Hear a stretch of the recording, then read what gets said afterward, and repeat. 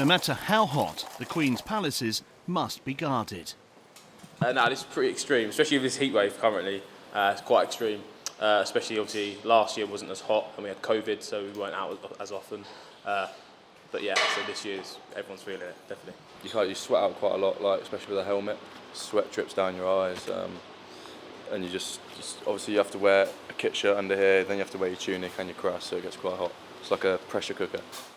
So how do they keep cool and in doing so keep themselves safe? Obviously, there's a few things you can do. Obviously, when you get in, just make sure you are taking the kit off and you're not laying around in it. Staying in the shade, drinking as much water as possible, and then obviously when you can, eat all the fruit that's given to us, eat all the food, and just keep on top of yourself really, keeping the personal admin. I normally go into a scoff house and have a couple of cups of water before I go out. Make sure I have a banana. The welfare of the troops and their horses is absolutely paramount, and they're carefully monitored. The corporal forces are making sure everyone is staying hydrated.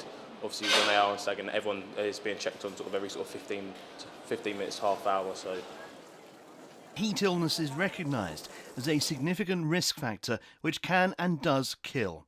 There's a set of guidelines which commanders must follow. Each activity must be risk assessed. In very basic terms, if it gets too hot, the activity should stop or be altered to deal with the conditions.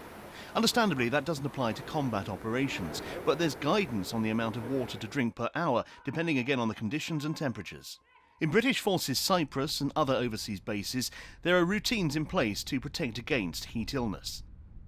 This is the QT34. It monitors the different sorts of temperature, including dry bulb, which is air, globe, which is direct sunlight, and wet bulb, which is the temperature the air can be cooled to through wind speed and evaporation.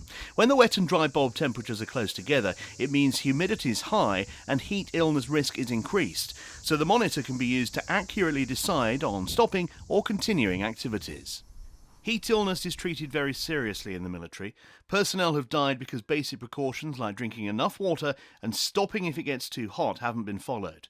All personnel are now given training in heat illness management, and the policy for commanders has recently been updated. Tim Cooper, Forces News. If you enjoyed this video, don't forget to like and subscribe.